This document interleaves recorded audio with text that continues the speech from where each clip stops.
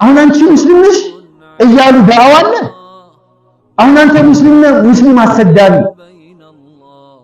ወራዳ፣ ቆሻሻ፣ ባለጌ እየተባለ ዳዕዋ አለ እንዴ? እኛ ዛሬ የጀሃነምን የጀነትን እናቃለን። ሰውየው አናቅም። ለፈለገው ወንጀል ይዞ ይምጣ አብሽር ብለን እንቀበል። እሱ ዛሂር ወጣ እንጂ እሱ ወንጀል የኛ የተደበቀው ከሱ የበለጠ አላህ ጋር ዋጋ ሊያስከፍለን እኮ ይችላል።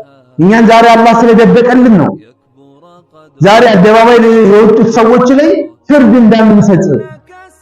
አሁን አንቺ ሙስሊም ነሽ እያሉ ዳዕዋ አለ። አሁን አንተ ሙስሊም አሰዳቢ፣ ወራዳ፣ ቆሻሻ፣ ባለጌ እየተባለ ዳዕዋ አለ እንዴ? የለም። እህቴ አላህን ፍሪ። የሆነ ሰዓት ላይ ተስፋ ላይ ትቆርጣለህ። ነብዩላህ ኑህ አለይሂ ሰላም 950 ዓመት ዳዕዋ አድርገዋል። አንተ 95 ደቂቃ ዳዕዋ አላደረክም። በዛ ላይ ተስፋ መቁረጥ እና በሰው ላይ ተስፋ መቁረጥ አንተ ማን ነህ? የሰው አቂባ አይታወቅም። መጨረሻው ነው የሁሉም ነገር አይደለም መለኪያው የሁሉም ነገር መጨረሻ። ያቺ በጋያ ሴተኛ ዳር የነበረችዋን ሴት አላህ ጀሃነም አስገብቷል እኮ። ያቺ አቢዳ የነበረችዋን ሴት ድመት በማሰቃየቷ ምክንያት ጀሃነም ፈርሞባታል፣ ገብታለች እኮ።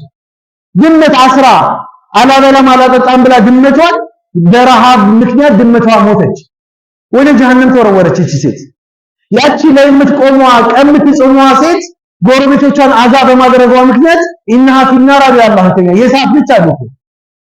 ይሄ አላህን ስንት ዓመት ሙሉ ሲያምጽ የነበረ ሰውዬ አንድ ደቂቃ ጂሃድ ላይ ገባ፣ ተዋጋ፣ ገደሉት፣ አላህ ወደ ጀነት አስገባው። አንድ ቀን ለአላህ ስጁድ አድርጎ ማያት፣ አንድ ቀን ረመዳን የሚባል ጾም ማያት፣ አንድ ቀን ቁርአን ከፍቶ ቀርቶ ማያት፣ አንድ ቀን ሱብሃንአላህ አልሐምዱሊላህ ብሎ ቀርቶ ዘክሮ ማያት ሰውዬ አላህ አንድ ሰበብ አደረገለት፣ ጂሃድ ገባ፣ ተዋጋ፣ ገደሉት፣ ጀነት ገባ። አሚለ ቀሊለን ኡጅረ ከሲረን አሉ የአላህ መልእክተኛ።